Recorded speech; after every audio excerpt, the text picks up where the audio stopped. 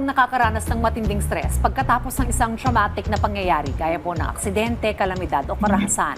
Ngunit paano mo malalaman kung normal lang ang reaksyon ng katawan mo o kung kailangan mo nang humingi ng tulong? At upang sagutin ang katanungan na iyan at bigyan tayo ng mas malalim na eksplanasyon patungkol dyan, ay makakapanayin po natin ang psychiatrist na si Dr. Bernadette Manalo. Magandang umaga po at welcome sa Rise and Shine Pilipinas, Doktora. Hi, magandang umaga sa inyong lahat. Doktor, welcome back. Well, Doc, para po sa kaalaman ng ating mga manonood, ano po ba talaga itong acute stress disorder? At paano po ito naiiba sa normal na stress na nararanasan po ng ilang tao? Ibig sabihin, ang stress ay nakaapekto na dun sa kanyang katawan. Ibig sabihin, yung functioning niya hindi na okay. Nahirapan na siya mag-cope on day-to-day thing, no? Nagkaroon siya ng mga trauma initially, and then after that, that would trigger many symptoms. So, nandun yung para sobra kang magulatin, no?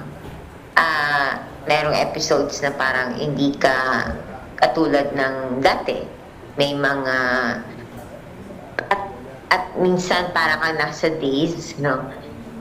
Meron kang mga nightmares, flashbacks, nahirapan kang mag-cope araw-araw kasi nga nandun yung trauma mo. At hindi lang yun, no?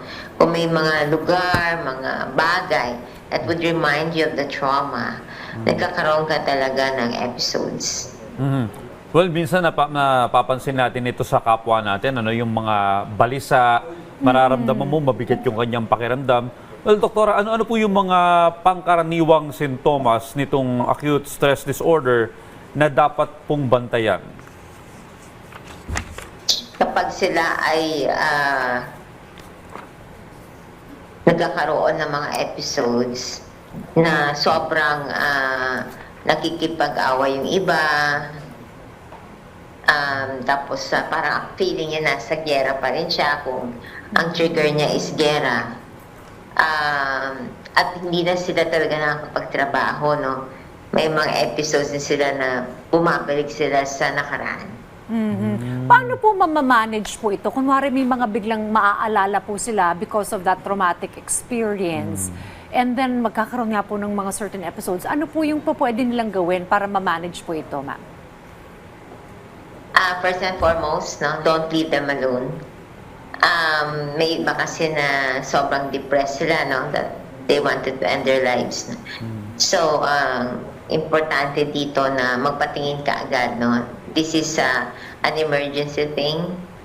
Kailangan processing should be done right away. And make sure na may mga kasama siya lagi. Well, itong mga dumadanas ng ganito, hindi naman nila alam usually na sila ay merong ganitong disorder, no? So, ang makaka-observe po nito, yung mga kasama nila sa bahay, kapamilya, kaibigan. So, ano po yung mga triggering factor na nagpapalala o bigla ang kumikilos ng hindi normal ang isang may disorder po nito? Problema niyan pag hindi mo sila naintindihan. So, pakiramdam nila na nag-iisa sila. At ang iba sabihin nila, ay gawa-gawa lang yan. Kaya gano'n. No? So, we have to make sure that naintindihan natin ang kanilang kalagayan. Make sure that sinusuportahan natin sila at samahan sila sa kanilang mga treatment. Alright, Doc, gaano po kahalaga yung maagap na pagpunta sa isang mental health professional regarding this? Well, actually, the earliest possible time, no? Lalo na kung ang manifestations ng sakit ay nandyan na, no? So, importante din talaga na maagapan kasi para hindi na siya lumala. May possibility po ba na itong may disorder ng ganito ay manakit din ng kapwa niya? Kasi minsan, they would relieve the moment, no? So, if they relieve the trauma, minsan yan, paggabi, sobrang kanilang nightmares, no, na nakakapanakit na sila minsan sa kanilang panaginip at nagising pala nila, nasaktan na nilang kanilang mga partners. Well, yung mga tao po sigurong syempre gusto pong tumulong sa may mga disorder na ito. Aside from not leaving them alone, what support can they give sa merong pong ganitong disorder po, Doc? Kung may mga episodes na parang bumabalik siya sa nakaraan, kailangan natin sila ma-distract, no? Na, o tara na, let's go there, no? Pag nakita mo na hindi siya or hindi siya gumagalaw or parang feeling mo bumabalik siya sa nakaraan, no? Make sure to stop it. That's one.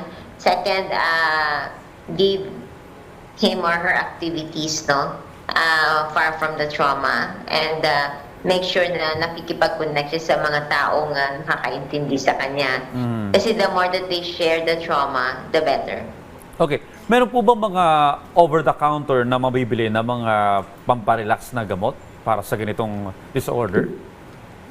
That would be very difficult, no? Because patients with trauma needs assessment, no? Complete assessment from the expert. Now, we don't give over-the-counter medications kasi at times they just need to do psychosocial processing. But if there is a disruption of the behavior, no? Like for example, sobrang na silang apektado, sobrang anxious, no? Sobrang depressed. Now, this entails medications that are being prescribed by the psychiatrist. Alright, Doc, sino po yung mas mataas ang risk na magkaroon po ng acute stress disorder? Those who are very young, especially if they experience, like for example, abuses, patients who experience being sexually abused, and those who are involved in the war. So these things are very, very difficult, and especially for patients who have experienced domestic violence. Well, sinabi kanina ni Doktora, minsan kailangan ng mga pakikipag-usap sa mga eksperto, mga psychiatrists, mga psychologists. Pero gaano kahalaga, Doktora, yung kahit yung simpleng kamag-anak mo lang, simpleng pinagkakatiwalaan mo, kumbaga ikaw yung napagkikwentuhan niya ng mga traumatic experiences niya. Let him talk or let her talk, no?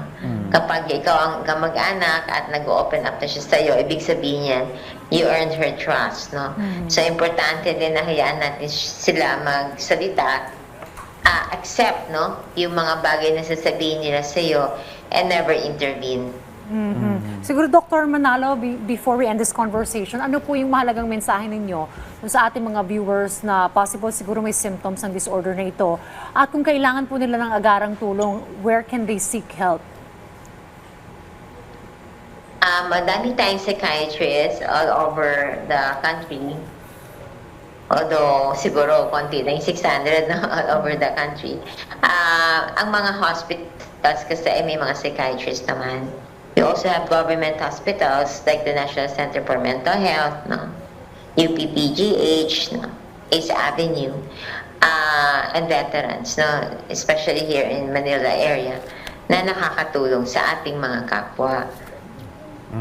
Well, okay yan. Kapag talagang medyo malala na yung disorder, kailangan talagang pumunta na sa mga eksperto. Pero mahalaga pa rin yung meron kang mga pamilya or mga nasa paligid mo, no?